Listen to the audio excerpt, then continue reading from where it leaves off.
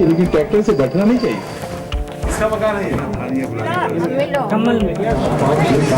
ये तस्वीरें हैं यूपी के हरदोई के एक पिछड़े गांव जलालपुर की।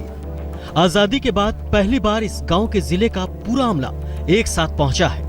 जिले के डीएम रमेश मिश्रा अपने पूरे दलबल के साथ जलालपुर चौपाल लगाने पहुंचे हैं। जनरेटर की दुधिया लाइट में एक स्कूल में डीएम साहब ने चौपाल सजाई तो पूरा गांव उन्हें सुनने पहुंच गया।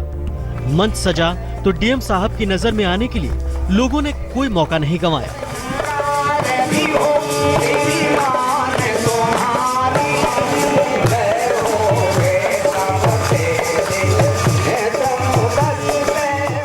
खुद की प्रशंसा का गीत सुनकर डीएम साहब भी फूले नहीं समाये।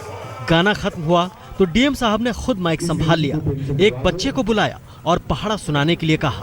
आप ये 13 तक पढ़ा जानता है, बेटा जब 13 का पारा पढ़ दो तुम चलो। माइक से पढ़ो। 13 13 26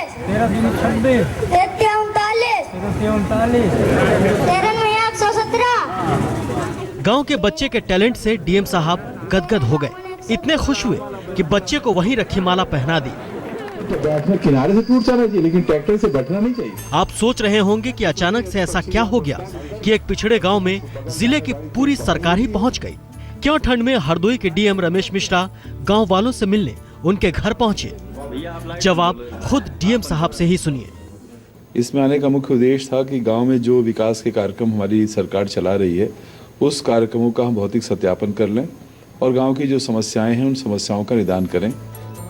अब आपको समझ में आ गया होगा कि माजरा क्या है, क्यों डीएम साहब पूरे दलबल के साथ जलालपुर गांव की गलियों में खाक छान रहे हैं। दरअसल चुनाव सिर पर है तो अखिलेश सरकार को गांव की याद आई है।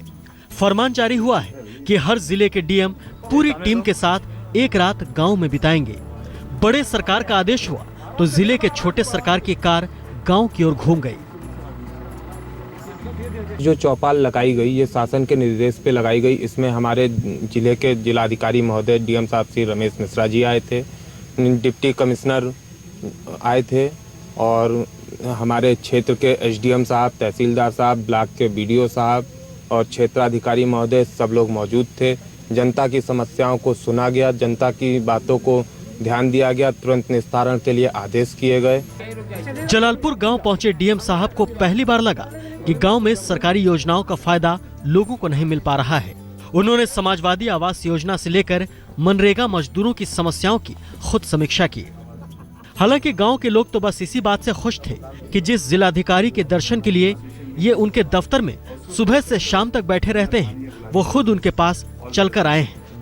आसनों में शिक्षा के क्षेत्र में और मतलब स्वास्थ्य के क्षेत्र में हर लगभग विकास कार्यों के वजह की ओर दिशा निर्देश किया इन्होंने। बताया कि हम ये करेंगे, वो करवाएंगे, ये सब बताया इनके बारे में। उम्मीद तो ये डीएम साहब के ऊपर है, क्या करते हैं इसके ऊपर अमल, मतलब भविष्य में हमारे गांव के लिए क्या कर रहे हैं, जो आश्वासन दिए करते हैं या नहीं करते हैं, ये तो इनके ऊपर है।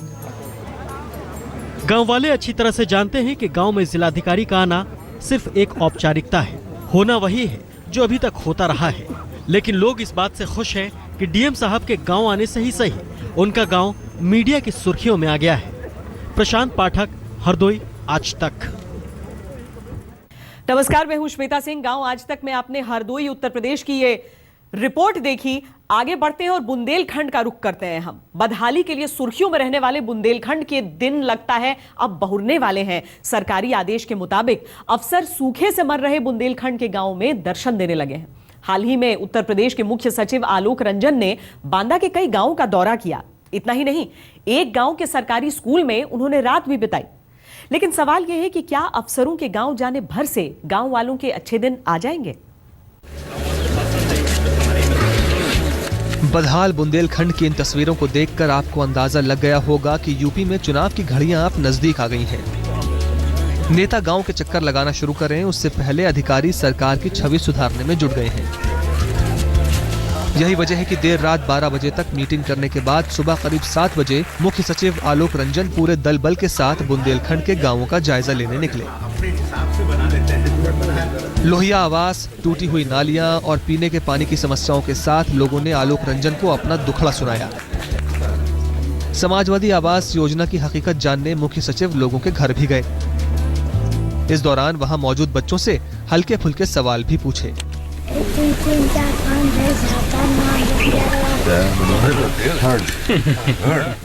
आलोक रंजन ने रात में पड़ुई गांव में चौपाल लगाई तो उन्हें यहाँ की असल परेशानी समझ में आई। मेन समस्या इसमें तो ये है कि खेती नहीं हो पा रही है, बुआई नहीं हो पा रही है। बुआई न होने की वजह से एक तरीके की स्थिति पैदा हो रही है कि इनको आय मिलना चाहिए और खाने के लिए साधन मिलना चाहिए। इसीलिए हम उस पर फोकस कर रहे हैं कि अनाज उसमें इनको उपलब्ध कराएं। खाद्य सुरक्षा कानून के अंतर्गत बाद में आज पानी की मुख्य समस्या है, तो अभी फार्म पॉन्ड की एक योजना पर भी हमने भी चर्चा करी है कि फार्म में पॉन्ड्स बनाकर ये हो जाए कि जिसमें आगे भी कभी ये समस्या जो है इतना कोई रूप न लेने पाए। तो फार्म पॉन्ड्स की योजना को हम बना के लागू कराएंगे। किसानों की आत्महत्या और सूखे की वजह से बुंदेलखंड की समस्या यूपी की सबसे बड़ी समस्या बन गई है। ऐसे में लोगों को उम्मीद है कि चुनाव से पहले सरकारी अफसरों के दौरे से उनके अच्छे दिन आ सकते हैं। अगर पानी की समस्या किसानों की हल हो जाए तो मैं समझता हूँ कि काफी जीत बन जाएगी। मुझे पूरा विश्वास है निश्चित रूप से बदलाव आएगा। मुख्य सचिव आलोक रंजन के बुंदेलखंड के गांवों के दौरे से यहां की परेशान जनता को नई आस जगी है। अब देखना होगा कि गांवों में हो रहे अफसरों के इन दौरों से यहां क्या बदलता है। अजय सिंह चौहान, बांदा, आज तक। अब आपको ले चलते हैं बिहार के एक गांव जो इन दिनों सुर्खियों में है। इस गांव में बॉक्सिंग को लेकर बच्चों से लेकर बड़ों में गजब का क्रेज है। सरकारी मदद के बिना गांव के बच्चे बॉक्सिंग में नाम कमा रहे हैं। गांव की 2 लड़कियों ने जूनियर नेशनल बॉक्सिंग चैंपियनशिप में पदक लाकर इस गांव को बॉक्सिंग वाले गांव के रूप में नई पहचान दिलाई है।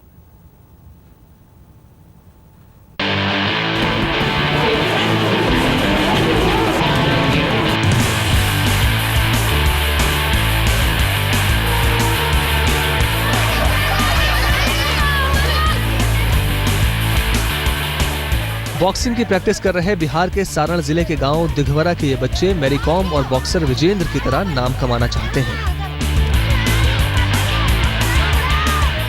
दिघवार गांव में यूं तो सभी खेलों का क्रेज है, लेकिन 2008 से यहां के बच्चों में बॉक्सिंग को लेकर क्रेज तब पैदा हुआ जब धीरज कांत के रूप में उन्हें एक बेहतरीन कोच मिला। बॉक्सिंग को बढ़ावा देने के लिए स्थानीय टीचर अशोक सिंह ने धीरज कांत का पूरा साथ दिया। नतीजा ये हुआ कि गांव की 2 लड़कियों प्रियंका और वर्षा ने 2009 में नेशनल बॉक्सिंग मुकाबले में गोल्ड और सिल्वर पदक जीतकर पूरे गांव का नाम रोशन किया। मैरी कॉम के बारे में जानती थी और गांव में तो खैर उतना तो लोग जानता नहीं है। गांव में मतलब शहर में तो काफ़ी सारे फील्ड में सारे स्पोर्ट्स के बारे में जानते हैं और स्पेशली बिहार में भी कोई नहीं जानता। गाँव की तो बात दूर है, लेकिन फिर भी स्पोर्ट्स में जुड़ी बॉक्सिंग ही मुझे बहुत अच्छा लगा। अब जब हम लोग इस गेम में आए तो अब गांव के लोग भी जान गए। डेली हम लोग 5 से 6 घंटे प्रैक्टिस करते हैं, सुबह शाम दोनों मिला के। गेम में आगे बढ़ाने के लिए दादी का और प्लस हमारे कोचेस का, क्योंकि वो लोग ही इतना सपोर्ट कर रहे हैं। उनकी ट्रेनिंग ऐसी है कि हम लोग आगे जाके सभी के सभी अच्छे से परफॉर्म कर पा रहे हैं। प्रियंका और वर्षा के चैंपियन बनने के बाद मानो पूरे गांव पर बॉक्सिंग का खुमार चढ़ गया। हालांकि कम संसाधनों की वजह से आज भी इनकी प्रतिभा निखर नहीं पा रही है। संसाधनों की असर तो बहुत होती है, क्योंकि जो हम लोग इस रिंग पे करते हैं प्रैक्टिस, और वो मिट्टी का बना हुआ है, और जो रिंग होता है वो गत्ता का रहता है, वो जंप करता है, और वहाँ पे जाने के बाद बिल्कुल अलग तरह का अनुभव करते हैं बच्चे। इस वजह से थोड़ा डेवलपमेंट में कमी आती है और बहुत अच्छा परफॉर्मेंस जितना देना चाहिए 100% नहीं दे पाते हैं।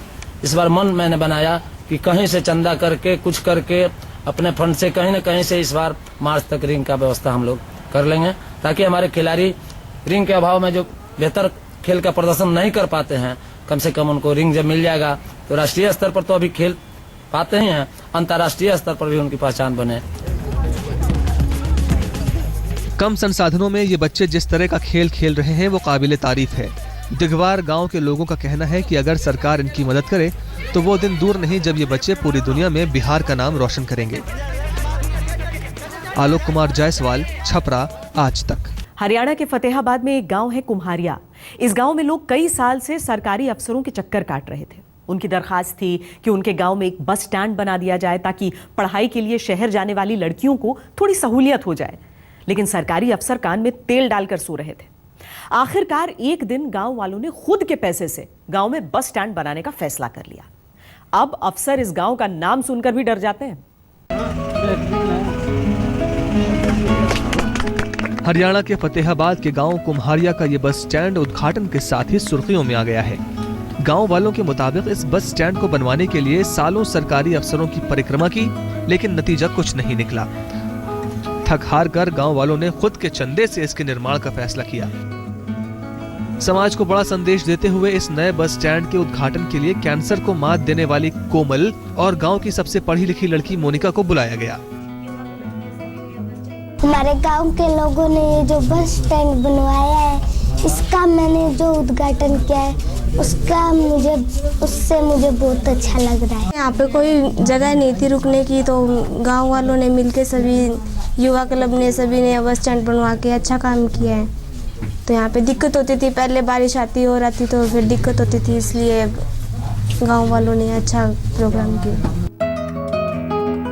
चंदे के पैसे से बने इस बस स्टैंड की खासियत यह है कि इसमें गांव की लड़कियों और बड़े बुजुर्गों की सुविधा का ख्याल रखा गया है। जहां धूप और सर्दी से बचने का इंतजाम है, तो वहीं बैठने के लिए बेंच भी लगाई गई है। बस स्टैंड को बनाने में नकद की जगह लोगों से चंदे के रूप में निर्माण सामग्री ली गई।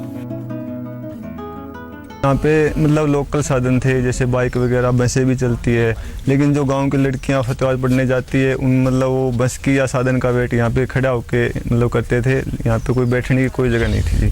तो हमने काफ़ी समय से प्रशासन के आगे मांग रखी, लेकिन हमारी मांग किसी ने नहीं सुनी। तो गाँव वालों ने मिलके और यहाँ पे जो पुराने ईंटें थी वो इकट्ठी करके, चंदा वगैरह इकट्ठा करके, ये कम से कम 1.5-2 लाख की लागत से बनने वाला बस स्टैंड हमने आपस में शौक से बना दिया जी। ये बस स्टैंड न सिर्फ गांव वालों की इच्छा शक्ति का सबूत है, बल्कि उस सरकारी सिस्टम के मुंह पर सीधा तमाचा भी है, जो गांव के विकास के लिए बड़े बड़े दावे तो करता है, लेकिन सिर्फ कागजों पर। भूपेंद्र मोर, फतेहाबाद, आज तक। गांव आज तक में आज के लिए इतना ही। देश भर के गांवों का पूरा हाल लेकर कल फिर होगी आपसे मुलाकात। तब तक देश और दुनिया की बाकी खबरों के लिए आप देखते रहिए आज तक। कह रहे हैं क्योंकि 5 घंटे तक चली पीडीपी की मैराथन बैठक तो खत्म हो गई है, लेकिन उस बैठक में क्या फैसला हुआ इसका खुलासा अभी तक नहीं हुआ है। बैठक खत्म होने के बाद पीडीपी के प्रवक्ता ने कहा है